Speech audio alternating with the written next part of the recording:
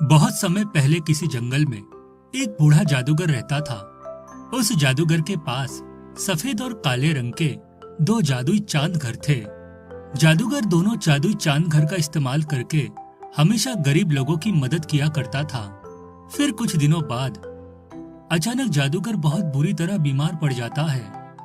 लगता है अब मैं जिंदा नहीं बचूंगा, मेरे मरने का समय आ गया है। देखो, मेरे मरने के बाद तुम दोनों इसी तरह गरीब और लाचार लोगों की मदद करते रहना। इतना कहकर जादूगर दम तोड़ देता है। जादूगर के मरने के बाद सफेद चांद को बहुत दुख होता है, लेकिन काला चांद खुशी से नाचने लगता है। देखो, हमारे मालिक का हुक्म याद रखना, हमें हमेशा गरीब लोगों की सहायता करनी है। ये बुढ़ा मर गया, इस बात की मुझे बहुत खुशी है।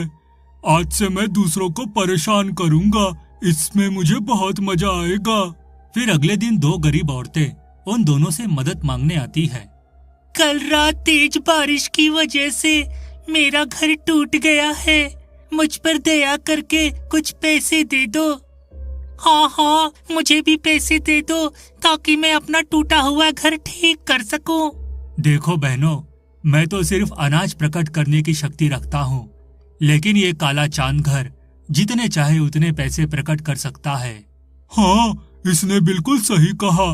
मैं ढेर सारे पैसे प्रकट कर सकता हूँ, लेकिन मेरी एक शर्त है। तुम दोनों को आपस में लड़ाई करनी होगी। जो औरत जीतेगी मैं उसे माला माल कर दूंगा। दोनों औरतों के सामने कोई रास्ता नहीं था, इसलिए वह दोनों काले चांद को खुश करने के लिए आपस में लड़ाई करने लगती है। मेरे बाल, वही माँ मर गई रे, मेरी टांग टूट गई, मुझे बहुत दर्द हो रहा है।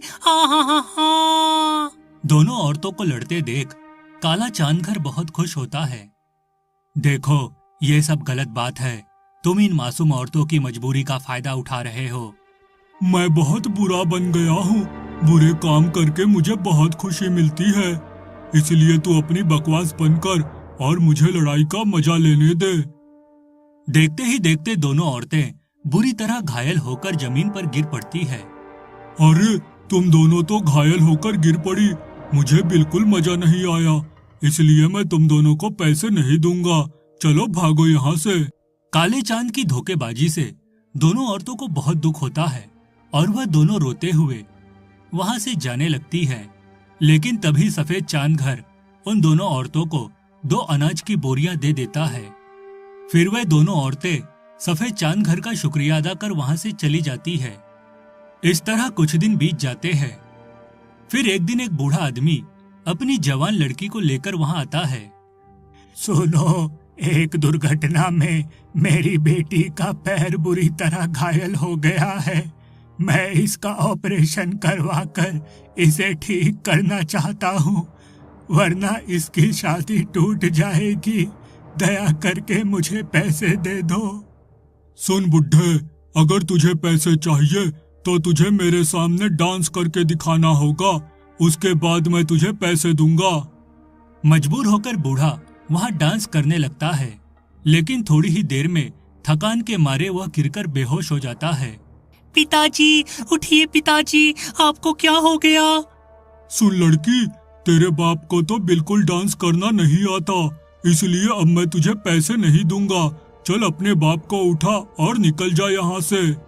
तुम बहुत बुरे हो, देख लेना, एक दिन तुम्हें तुम्हारे बुरे कर्मों की सजा जरूर मिलेगी।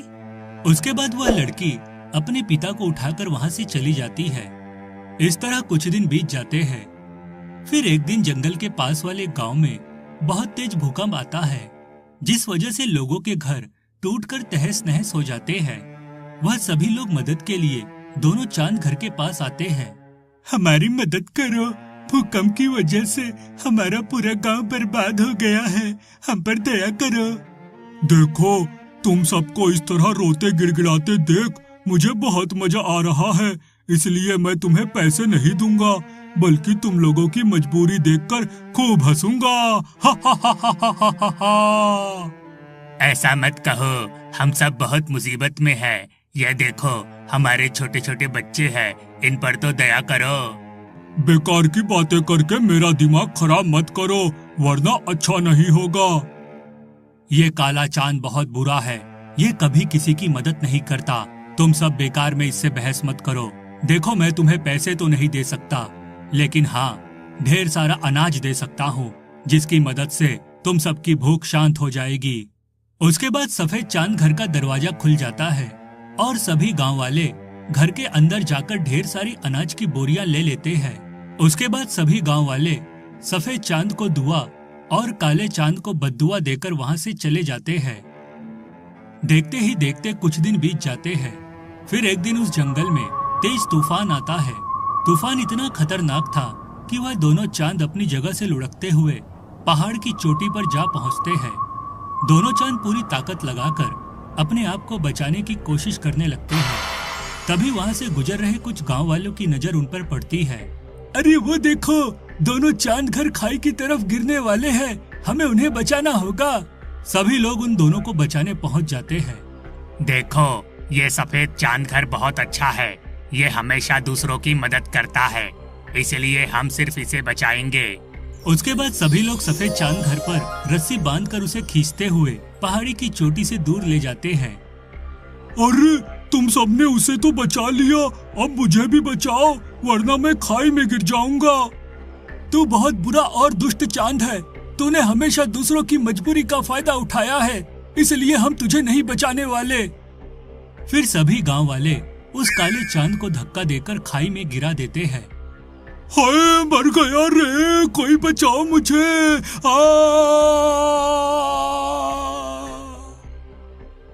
खाई में गिरते ही उस काले चांद के टुकड़े टुकड़े हो जाते हैं। इस तरह उस दुष्ट चांद घर का अंत हो जाता है।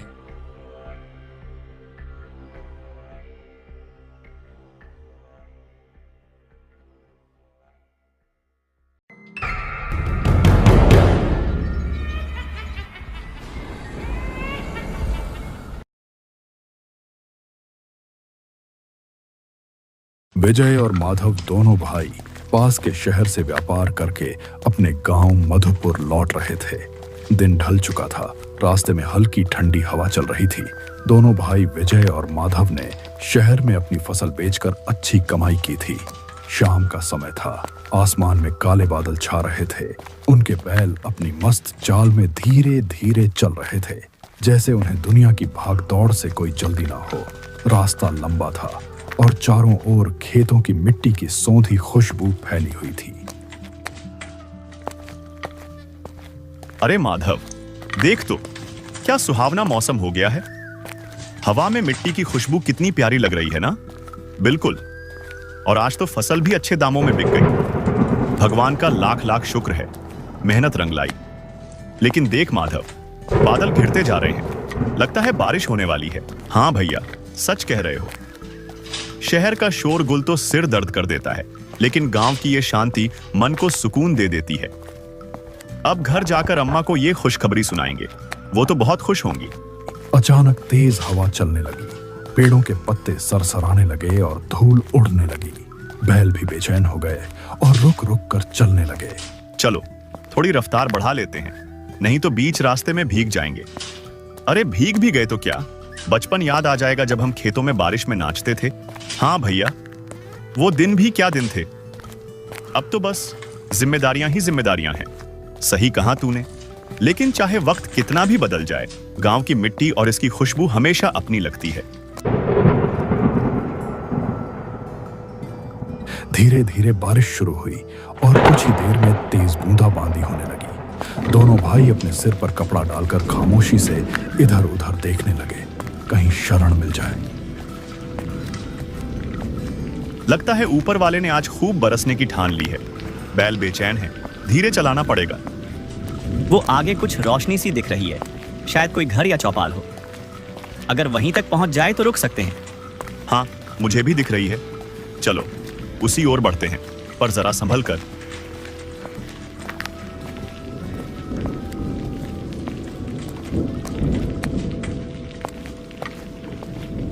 भैया, बैल बार बार रुक रहे हैं, कहीं कुछ महसूस तो नहीं कर रहे?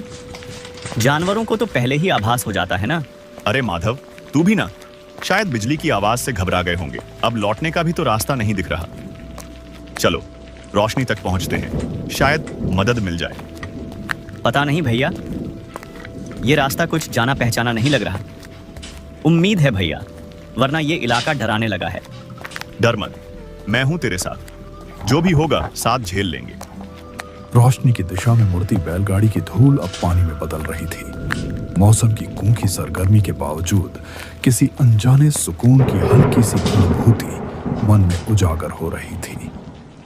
वे बैलगाड़ी को रोशनी की ओर मोड़ते रहे। बारिश इतनी ज्यादा हो रही थी कि कच्चा रास्ता कीचड़ में बदल गया था और बैलों के पैर मिट्टी में धंसते जा रहे थे, जिस कारण बैल बड़ी मुश्किल से चल रहे थे। बहुत मशक्कत के बाद वे धीरे धीरे एक छोटे से गांव में पहुंचे।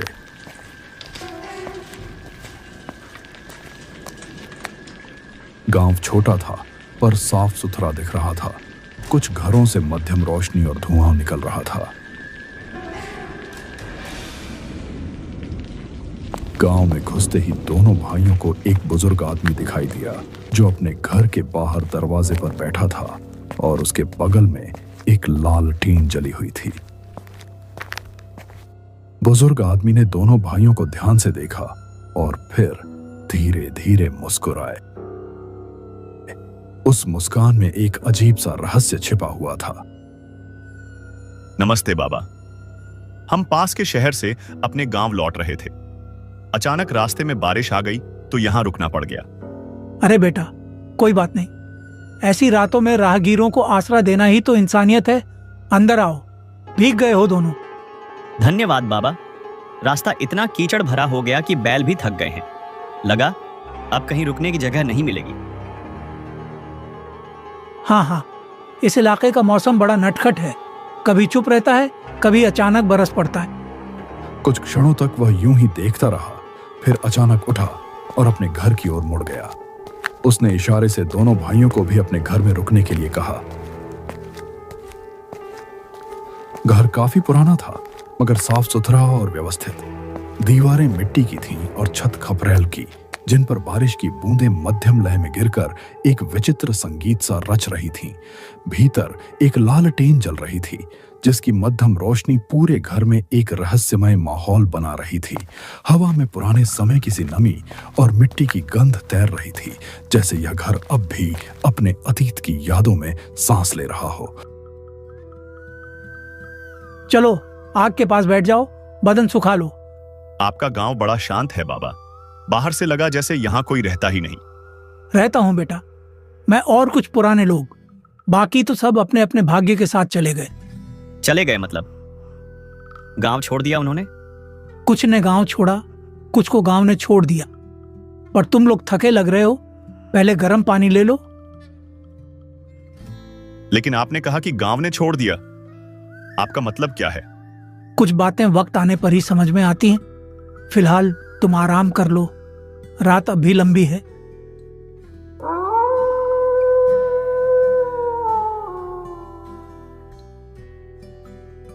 बेटा, इस गांव की मिट्टी में कई कहानियां दबी हैं। जो यहां रहता है वो उन कहानियों का हिस्सा बन जाता है, चाहे वो चाहे या ना चाहे।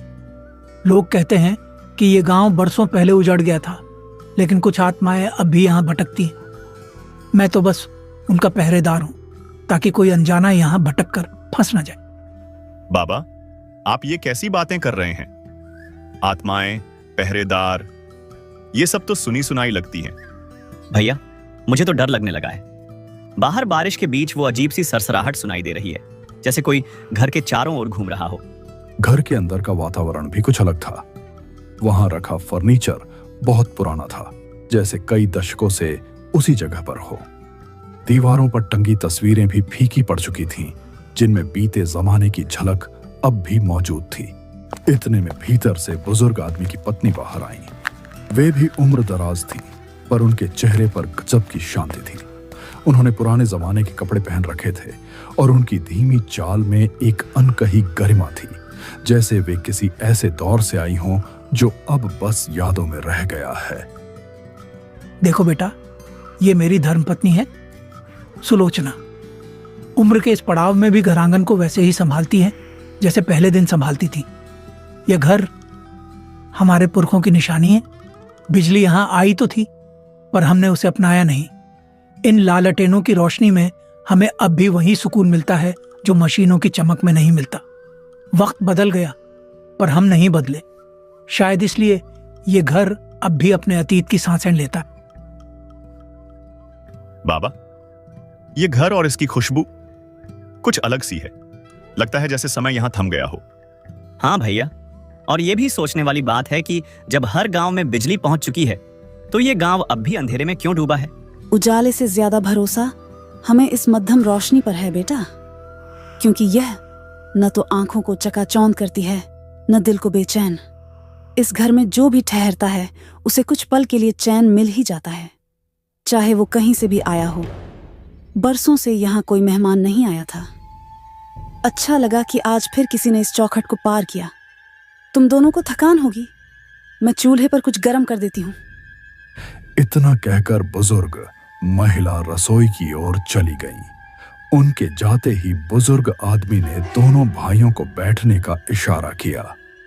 तीनों मिट्टी के फर्श पर बिछी पुरानी दरी पर बैठ गए और आपस में बातचीत करने लगे। तो बेटा, रास्ते में कोई और यात्री नहीं मिला क्या? इस मौसम में लोग आम तौर पर यहाँ से गुजरने की हिम्मत नहीं करते। नहीं बाबा, पूरा रास्ता सुनसान था। बस कहीं कहीं सूखी पत्तियों की सरसराहट सुनाई दे रही थी। लगा जैसे कोई हमें देख रहा हो, पर दिखा कोई नहीं। ये जंगल ऐसा ही है बेटा। यहाँ की हवा भी अपनी बातें कहती है। कभी लगता है कोई पीछे चल रहा है, कभी कोई नाम पुकारता है, मगर डरने की बात नहीं। अब तो हमारे गांव में हो, यहाँ सब सुरक्षित है। सच में बहुत सुकून देने वाला माहौल है यहाँ। मगर अजीब बात यह है कि रास्ते में हमें गांव कहीं दिखा ही नहीं। अचानक ये जगह सामने आ गई, जैसे किसी पर्दे के पीछे से उभर आई हो। लगता है जैसे इस गांव की हवा में कोई अलग ही बात है। एक अजीब सी शांति है जो डर और सुकून दोनों देती है। कभी कभी कुछ जगहें खुद नहीं दिखती बेटा, बल्कि कुछ लोग ही उन्हें देख पाते हैं। शायद आज रात तुम्हारा भाग्य यहाँ ले आया। क्या मतलब बाबा? क्या ये गांव बाकी गांवों से अलग है? हर गांव की अपनी कहानी होती है बेटा, हमारी भी है, लेकिन वो कल बताऊंगा। रात बहुत हो गई है, पहले खाना खा लो और आराम कर लो। थकान उतर जाए फिर सब समझा दूंगा। बातचीत का सिलसिला कुछ देर चला ही था कि रसोई से बर्तनों की हल्की आवाजें आने लगी और थोड़ी देर बाद बुजुर्ग महिला खाना लेकर आ गईं। थालियों में रखा खाना देखने में साधारण था, पर उसमें एक अजीब सा स्वाद था, जैसे उसमें पुराने जमाने के मसाले हों या कुछ ऐसा जो अब के समय में इस्तेमाल नहीं होता। स्वाद मन को छू रहा था, पर साथ ही एक हल्की सी बेचैनी भी जगा रहा था। क्या लगता है ये सच में साधारण खाना है? खाने में जो स्वाद है वह पुराने जमाने का है। इसे खाते हुए सिर्फ पेट नहीं, यादें भी तृप्त होती हैं। भोजन के बाद रात गहराने लगी। बाहर बारिश थम चुकी थी, पर खपरेल से टपकती बूंदों की लय अब भी सन्नाटे में गूंज रही थी। तभी बुजुर्ग आदमी उठा, एक पुरानी लालटेन हाथ में ली और बोला कि अब वे विश्राम कर लें। वह उन्हें लेकर घर के पीछे की ओर गया, जहां एक छोटा सा कमरा था, पुराना लेकिन साफ सुथरा। उसने मुस्कुराते हुए कहा कि आज की रात वे यहीं ठहर जाएं। बेटो, अब विश्राम का समय है। मैं तुम्हें एक कमरा दिखाता हूँ। आज रात यहीं रहो, सुरक्षित रहोगे। ठीक है बाबा, लेकिन ये कमरा इतना पुराना है, फिर भी साफ सुथरा दिख रहा है। कमरा छोटा है, पर अजीब सा सुकून है। कमरे में दोनों भाई आकर लेट गए। कमरा छोटा था, पर साफ सुथरा। हवा में एक अजीब सी खुशबू थी, जैसे धूप या अगरबत्ती की हल्की महक फैली हो। कमरा छोटा है, पर अजीब सा सुकून है। यहाँ की हवा में भी कुछ अलग महक है।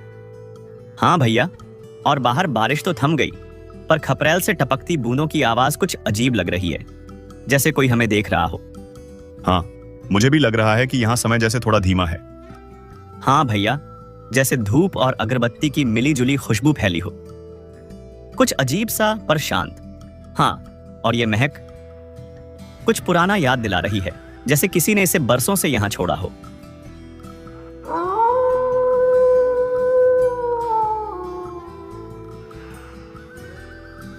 रात के करीब 1 बजे माधव को तेज प्यास लगी।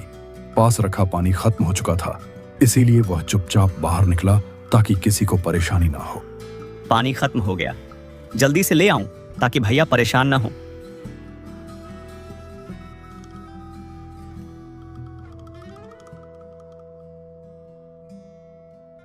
आंगन में पूर्णमासी की चांदनी फैली हुई थी और चारों ओर अंधेरा शांतिपूर्ण दिख रहा था। आंगन के बीचों बीच एक छोटा सा पुराना कुआं था जिसके चारों ओर पत्थर लगे थे। जब माधव ने कुएं में झांका और पानी निकालने की कोशिश की तो कुएं के अंदर से अजीब सुनी आवाजें आईं, पहले धीमी फिर और साफ।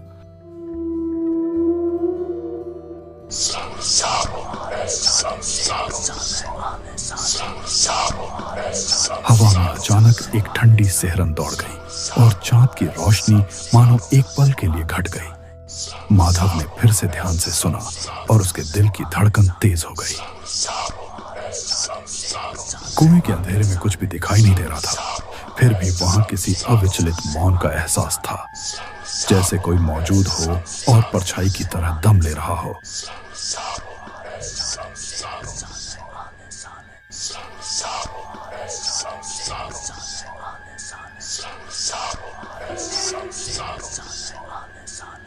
तभी बिल्कुल उसके ठीक पीछे से धीमे से कोई आवाज गूंजी। ये रात, ये चांदनी, सब कुछ अपने हिसाब से बोलती। माधव ने डर कर धीरे धीरे मुड़कर पीछे देखा तो बुजुर्ग आदमी वहां खड़ा था। चांदनी की रोशनी में उसका चेहरा बिल्कुल सफेद दिख रहा था और उसकी आंखें अजीब तरीके से चमक रही थीं। अजीब है, कुएं से कुछ आवाजें आ रही हैं, पहले तो हल्की फिर धीरे धीरे साफ। ये क्या है? यहाँ जो दिखाई देता है वह हमेशा सच नहीं होता, लेकिन तुम डर मत, बस ध्यान से देखो और सुनो। माधव के रोम रोम में सिहरन दौड़ गई। बुजुर्ग आदमी की आंखों में एक रहस्यमय चमक थी और उसकी बातें सुनकर ऐसा लग रहा था जैसे वह कुछ और ही कह रहा हो।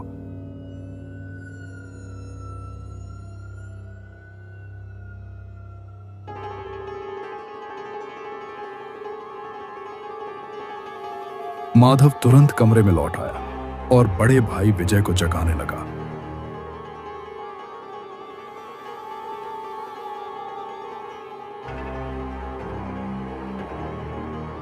भैया, कुछ अजीब लग रहा है।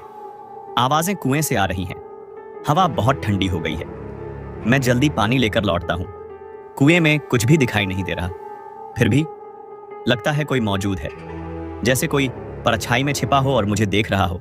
उसने विस्तार से बताया कि कुएं से आती आवाजें, बुजुर्ग आदमी का अजीब व्यवहार और उसकी डरावनी बातें सब कुछ बेहद असामान्य और भयभीत करने वाली थीं। यह सुनकर विजय का भी मन कांप उठा। उन्होंने धीरे धीरे अपना सामान बांधा और सावधानी पूर्वक कमरे से बाहर निकल गए। वे बिना पांवों की आवाज किए धीरे धीरे अपने बैलों की ओर बढ़ने लगे।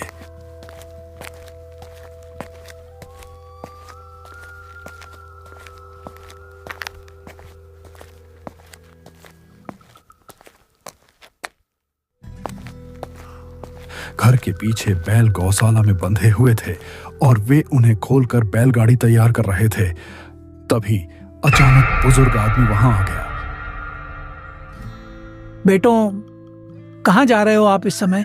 बाबा, हम सुबह जल्दी गांव पहुंचने का सोच रहे थे। इतनी रात में? ये रास्ता अकेला सुरक्षित नहीं है। हम संभल कर जाएंगे बाबा। और देखते ही देखते गांव के सभी लोग भी वहां पहुंच गए। अजीब बात यह थी कि इतनी रात में गांव के सभी लोग कैसे जाग रहे थे। उनके चेहरे चांदनी में अजीब लग रहे थे, आंखें चमक रही थीं और उनके कपड़े बहुत पुराने और फटे हुए थे। तभी उनके बीच से एक आदमी बोला, अरे तुम लोग हमारे मेहमान हो, लेकिन अब तुम्हें हमेशा के लिए इसी गांव में रहना पड़ेगा। अब तुम हमारे साथ यहां रहोगे, भागने की कोशिश मत करना। हम तुम्हें बुला रहे हैं और अब कोई रास्ता नहीं बचा। उसकी आवाज में अजीब सी खुशी थी। उसकी बातें सुनकर विजय और माधव की सांसें फूल गईं। उन्हें समझ में आ गया कि इस जगह पर कुछ बहुत बड़ी गड़बड़ी है। तुम हमारे साथ रहो, अब तुम्हारा यहाँ से निकलना आसान नहीं। जो यहाँ आता है वह हमेशा के लिए इसी जगह का हिस्सा बन जाता है। हाँ, यह हमारा नियम है। जो भी यहाँ आता है वह हमेशा के लिए यहाँ रुकता है। अब तुम भी हमारी तरह बनोगे। दोनों भाइयों ने एक दूसरे को देखा और तुरंत वहां से दौड़कर भागने लगे।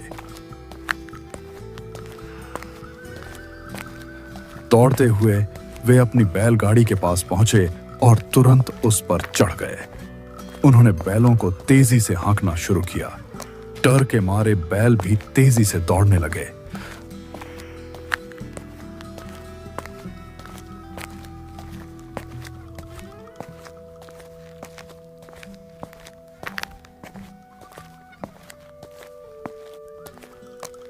माधव ने पीछे मुड़कर देखा तो उसकी आत्मा कांप उठी। वे लोग उनका पीछा कर रहे थे, लेकिन जमीन पर नहीं, वे हवा में तैर रहे थे। उनके पैर जमीन को छू भी नहीं रहे थे। बैल खतरनाक खतरे को भांपकर बिना रुके तेजी से दौड़ते रहे। पीछे से गांव वालों की अजीब सी आवाजें आ रही थीं, जो रोंगटे खड़े कर देने वाली थीं। वे पूरी रात भागते रहे।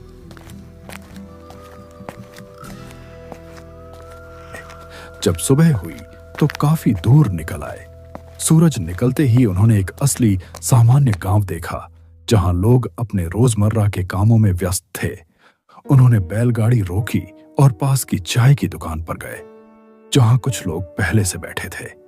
तभी उन्होंने पास के गांव के बारे में उनसे पूछना शुरू किया। माधव, लगता है हम सच में बच गए। देख, यह गांव बिल्कुल सामान्य है। लोग रोजमर्रा के काम में व्यस्त हैं। अगर थोड़ी देर भी हम अटकते तो पता नहीं क्या होता। शायद हम हमेशा के लिए वही उसी गांव में रह जाते और कभी भी अपने गांव नहीं लौट पाते। क्या आप दक्षिण दिशा में एक गांव के बारे में जानते हैं? कल रात हम वहां रुके थे। हमें वहां बड़े आदर से स्वागत मिला और खाना भी खिलाया गया। लेकिन सच बताऊं तो उनकी बातें बहुत ही अजीब लग रही थी। हमें अपनी जान बचाकर भागना पड़ा। वहां कुछ लोग हमारे पीछे दौड़ रहे थे। हम अब समझना चाहते हैं कि उस गांव का क्या रहस्य है। क्या आप हमें इसके बारे में बता सकते हैं? उनकी बातें सुनकर गांव के ही एक बुजुर्ग ने ध्यान से उनकी ओर देखा और आश्चर्य व्यक्त करते हुए उनसे पूछा। हाँ बेटा, मैं जानता हूं उस गांव के बारे में। सच कहूं तो वह गांव श्रापित है। पहले भी वहां कई लोग गए, लेकिन वापस नहीं लौटे। सारे लोग रहस्यमय ढंग से गायब हो गए और मर चुके हैं। वह गांव अब हमेशा के लिए सुनसान है। जो भी अजनबी वहां रुकने के लिए बाध्य होता है, वह कभी वापस नहीं आता। रात्रि में वहां रुकने वाला व्यक्ति हमेशा के लिए उस गांव में फंस जाता है और गायब हो जाता है। इसलिए तुम दोनों भागकर सुरक्षित रह गए। यह सच में एक बड़ा चमत्कार है कि तुम बच पाए। गांव वाले की बातें सुनकर विजय और माधव एक दूसरे की ओर आश्चर्य से देखने लगे और उनकी सांसें तेज हो गईं। अब दोनों भाइयों को पूरी तरह समझ में आ गया कि कल रात उनके साथ वास्तव में क्या हुआ था, और उन्हें एहसास हुआ कि वे मौत के मुंह से बचकर निकल आए हैं।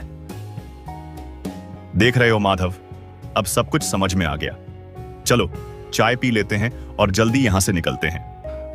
दोनों भाई डर से कांपते हुए थोड़ी देर वहीं चाय की टपरी पर बैठे, चाय पी और तुरंत वहां से निकल पड़े। पूरे रास्ते भर वे इस बात पर सोचते रहे कि कैसे वे उस भयानक मौत के जाल से निकलने में कामयाब हुए। अपने गांव पहुंचकर उन्होंने रात की यह घटना पूरे गांव वालों को सुनाई। गांव के लोगों ने उन्हें बताया कि यह गांव श्रापित है और पहले भी कई बार लोग यहां जाकर रहस्यमय ढंग से गायब हो चुके हैं। शाम के 6 बजे का समय। हाईवे पर गाड़ियां तेजी से गुजर रही हैं। सड़क किनारे एक बेहद साधारण झोपड़ी नुमा ढाबा है। इसकी कोई दीवारें नहीं है, बस 4 मोटे बांस के डंडों पर एक पुरानी और फटी हुई तिरपाल की छत टिकी है। नीचे कुछ पुरानी चारपाइयां बिछी हैं। मिट्टी के चूल्हे में लकड़ियां जल रही हैं। शुभ चेहरे पर थकान, लेकिन आंखों में ईमानदारी और कपड़े मैले कुचले पहने हैं। एक बड़ी मिट्टी की हांडी में देसी मुर्गा पका रहा है। ताजे पिसे मसालों की महक हवा में घुल रही है। उसकी पत्नी कस्तूरी चूल्हे की आंच में पसीने से लथपथ होकर गर्मा गर्म तंदूरी रोटी बना रही है। पास ही 50 फीट की दूरी पर एक बहुत बड़ा चमकता हुआ रॉयल पंजाबी ढाबा है, जहां नियॉन लाइट्स जल रही हैं और महंगी गाड़ियां खड़ी हैं। शंभू अपने हाथ से माथे का पसीना पोंछते हुए निराश होकर हांडी में देखते हुए कहता है, कस्तूरी, आज मुनीम जी से कर्जा लेकर ये देसी मुर्गा और मटन लाया हूँ। मसाले भी खुद कूट कर डाले हैं। महक तो बहुत अच्छी आ रही है, लेकिन सुबह से सिर्फ एक ट्रक ड्राइवर ही रुका है। अगर ये सारा गोश्त बच गया तो कल मुनीम जी का ब्याज कैसे चुकाएंगे? कस्तूरी तंदूरी रोटी को एक साफ पत्तल में रखते हुए, मन छोटा मत कीजिए जी, आपके हाथ के देसी मुर्गे के सालन का स्वाद क्या इस हाईवे के किसी 5 स्टार होटल में मिलेगा? जिसकी किस्मत में ये बेहतरीन खाना लिखा होगा वो पक्का यही आएगा। हम अपना काम पूरी ईमानदारी से करते रहेंगे। शंभू गहरी सांस लेते हुए कहता है, आजकल ईमानदारी से पेट नहीं भरता कस्तूरी। वो देखो, सेठ चंपक लाल के ढाबे पर कैसे भीड़ टूट रही है। उनके पास नरम सोफे हैं, बड़े बड़े पंखे हैं। वो लोग फ्रिज में रखा हफ्तों पुराना मांस रंग मिलाकर भी बेचें तो लोगों को वही पसंद आता है। हमारे पास क्या है? सिर्फ हाईवे की धूल और इस चूल्हे का धुआं। सेठ चंपक लाल अपने आलीशान ढाबे के बाहर खड़ा है। वो शंभू के ढाबे की तरफ हिकारत भरी नजरों से देखता है। चंपक लाल जानबूझकर जोर जोर से चिल्लाते हुए अपने मैनेजर से कहता है, अरे ओ मैनेजर, सड़क किनारे ये झोपड़ी अभी तक बंद नहीं हुई क्या? वो भिखारी आज देसी मुर्गा पका रहा है। हमारे रॉयल ग्राहकों को इसकी ये झोपड़ी और धुएं से चिढ़ हो रही है। कल तक इस कचरे के डिब्बे को यहाँ से उखाड़ फेंकना। मेरे ढाबे की खूबसूरती खराब हो रही है। शंभू चंपक लाल की बातें सुनकर सिर झुका लेता है। उसकी आंखों में आंसू आ जाते हैं। वो अपनी फटी जेब टटोलते हुए कहता है, सुना तुमने कस्तूरी, वो कैसी बातें कर रहा है? अगर कल मुनीम का कर्जा नहीं चुकाया तो चंपक लाल के कहे अनुसार हमारी तिरपाल उखाड़कर हमें सड़क पर फेंक दिया जाएगा। रात के 9 बजे हाईवे पर अंधेरा और सन्नाटा है। हवा ठंडी हो गई है। अचानक एक तेज रफ्तार लग्जरी कार का टायर फटने की जोरदार आवाज आती है। कार बेकाबू होकर शंभू के ढाबे के ठीक सामने आकर रुकती है। कार में से एक अधेड़ उम्र का आदमी अखिलेश उतरता है और हाफते हुए कार का बोनट पकड़ लेता है। अखिलेश पेट पकड़कर करहाते हुए कहता है, अरे बाप रे, एक तरफ ये भयानक भूख और ऊपर से इस टायर को भी अभी फटना था। चारों ओर देखते हुए फिर कहता है, कोई है क्या? कम से कम थोड़ा पानी मिल जाएगा, मेरी जान निकल रही है। शंभू घबराते हुए कहता है, बैठिए बाबूजी, पहले आप इस चारपाई पर बैठिए। कस्तूरी, जल्दी से पानी लाओ। और तुरंत करछुल छोड़कर अखिलेश के पास दौड़ता है। कस्तूरी एक साफ मिट्टी के घड़े से ठंडा पानी एक ग्लास में भरकर लाती है।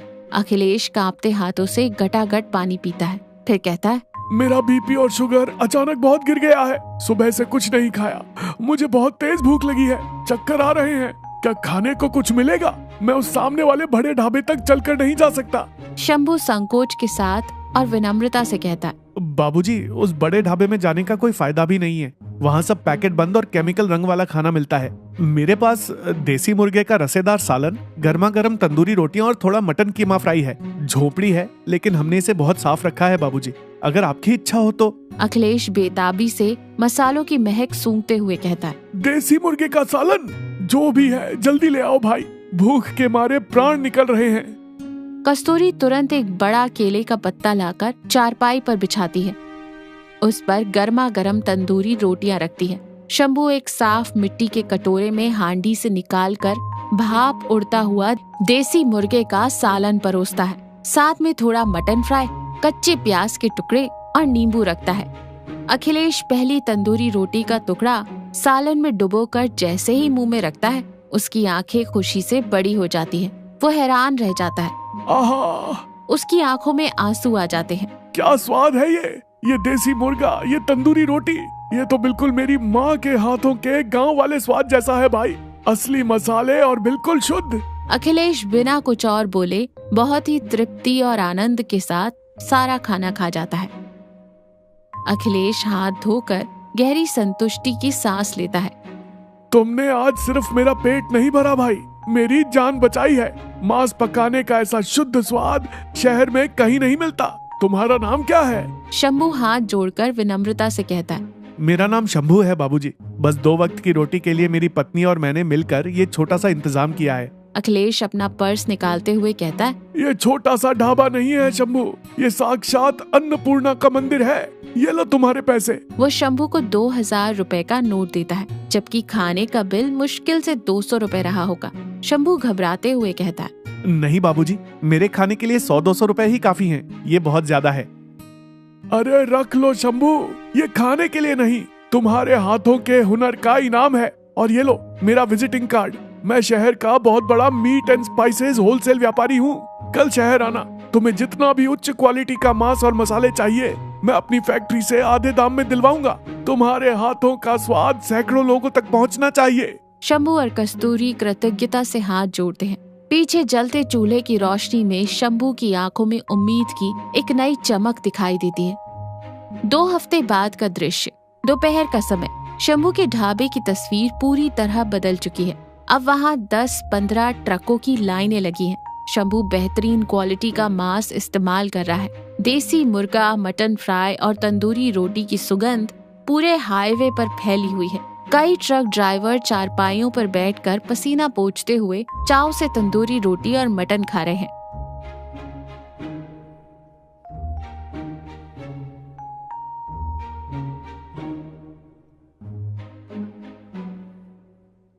एक ट्रक ड्राइवर रोटी के साथ मटन चबाते हुए कहता है, अरे शंभू भाई, तुम्हारे हाथों में क्या जादू है यार। उस चंपकलाल के ढाबे का बटर चिकन खा खा कर हमारी आंतें सड़ गई थी। तुम्हारा ये देसी मुर्गा खाने से ही शरीर में जान आ रही है। चंपकलाल अपने महंगे ढाबे की कांच की खिड़की से ये सब देख रहा है। उसका ढाबा पूरी तरह खाली पड़ा है। उसका चेहरा गुस्से से लाल हो जाता है। वो अपने हाथ का चाय का ग्लास जमीन पर पटक कर तोड़ देता है और अपने गुड्डों को बुलवाता है। ये भिखारी मेरी नाक के नीचे अपना धंधा चमका रहा है। मेरे रॉयल ढाबे के ग्राहक उसकी उस गंदी झोपड़ी में जाकर खा रहे हैं। मेरा व्यापार बर्बाद हो रहा है। मैं ये बर्दाश्त नहीं करूंगा। भैरव, कालिया, आज रात जाकर उस शंभू को अच्छी तरह सबक सिखाओ। उसकी मांस की हांडियां फोड़ दो, उसकी तिरपाल में आग लगा दो। कल सुबह तक वो मुझे नजर नहीं आना चाहिए। रात का 1 बज रहा है। शंभू और कस्तूरी अगले दिन के लिए मसाले पीसकर ढाबा बंद करके सो चुके हैं। अचानक अंधेरे में से भैरव और कालिया लाठी लेकर वहां आते हैं। वे बेरहमी से ढाबे के बांस के खंभे तोड़ना शुरू कर देते हैं। सुबह के लिए तैयार मटन और चिकन की हांडियों को लात मारकर सड़क पर गिरा देते हैं। लाल गाढ़ा रस्सा मिट्टी में मिल जाता है। भैरव भयानक आवाज में चिल्लाते हुए कहता है, शंभू, सेठ चंपकलाल का हुक्म है, कल सुबह तक ये झोपड़ी यहाँ नहीं दिखनी चाहिए। अगर फिर से यहाँ चूल्हा जलाया तो अगली लाठी तेरी टांगों पर पड़ेगी। शंभू और कस्तूरी घबरा कर उठते हैं। शंभू उन्हें रोकने की कोशिश करता है, लेकिन कालिया उसे जोर से छाती पर लात मारकर कीचड़ में गिरा देता है। गुंडे हंसते हुए चले जाते हैं। शंभू मिट्टी में मिले अपने मटन और टूटे हुए चूल्हे को देखकर छाती पीटकर फूट फूट कर रोने लगता है। शंभू रोते हुए असहाय होकर कहता है, सब खत्म हो गया कस्तूरी। वो बहुत बड़ा आदमी है, उसके पास पैसा है, गुंडे हैं, हम उसका मुकाबला नहीं कर सकते। हमारी किस्मत ही ऐसी है। कस्तूरी आंसू पोंछते हुए शंभू का कंधा पकड़कर उसे उठाते हुए दृढ़ता से कहती है, रोइए मत। उन्होंने हमारी मिट्टी की हांडियां तोड़ी हैं। हमारे हाथों का हुनर नहीं, उन्होंने हमारा चूल्हा गिराया है, हमारा हौसला नहीं। अखिलेश बाबूजी ने कहा था ना कि आपका स्वाद सैकड़ों लोगों तक पहुंचना चाहिए। कल सुबह तक हम फिर से चूल्हा बनाएंगे, चाहे जान चली जाए, हम ये जगह नहीं छोड़ेंगे। अगली सुबह 8 बजे शंभू और कस्तूरी रात भर बिना सोए मेहनत करके ढाबे को फिर से खड़ा कर रहे हैं। टूटी हांडियों की जगह नई हांडियां ला रहे हैं। तभी हाईवे पर सायरन बजाए स्वास्थ्य विभाग की गाड़ी आती है और पुलिस की जीप आकर तेज ब्रेक लगाकर रुक जाती है। अधिकारी गंभीर चेहरे के साथ बाहर निकलते हैं।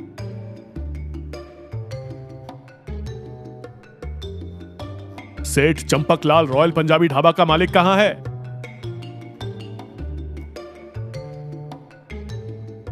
चंपकलाल घबराया हुआ और पसीने से भीगा बाहर आता है।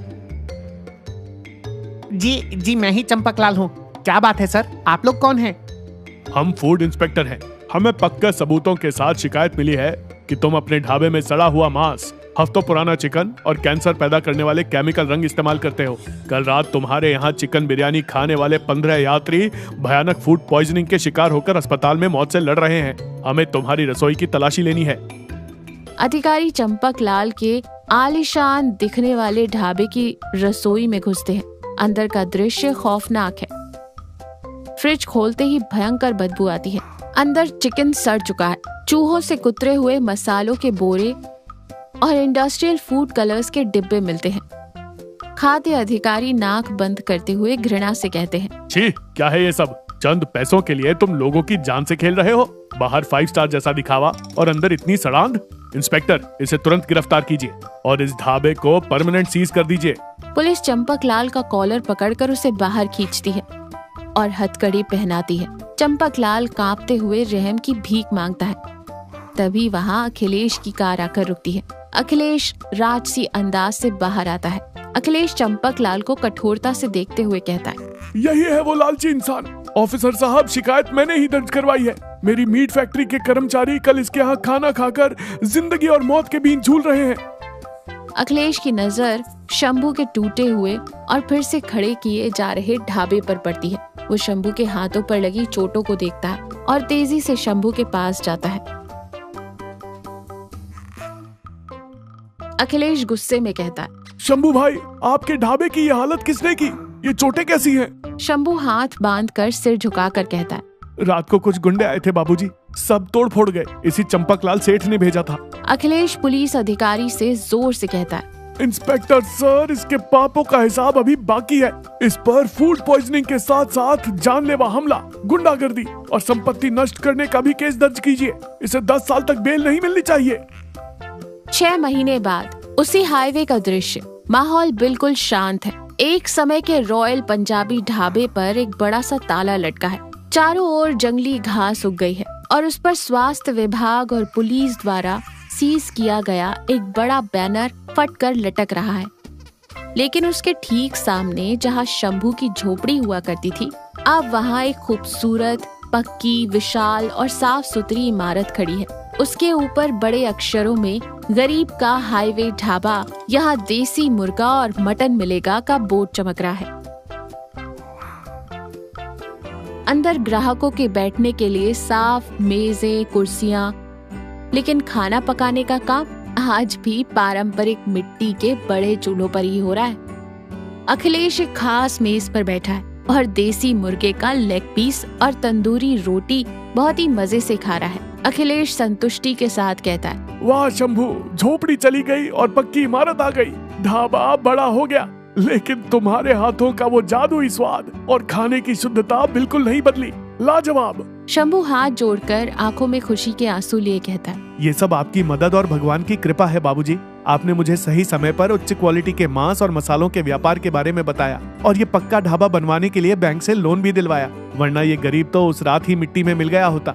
कस्तूरी शंभू के पास खड़े होकर कहती है, और सबसे जरूरी बात बाबूजी, दूसरों को कुचलकर आगे बढ़ने का दिखावा और धोखा बस कुछ दिनों तक चलता है, लेकिन कड़ी मेहनत और ईमानदारी का स्वाद जिंदगी भर साथ निभाता है। भगवान ने आज हमें यही सिखाया है और इसी के साथ ये कहानी यहीं खत्म होती है।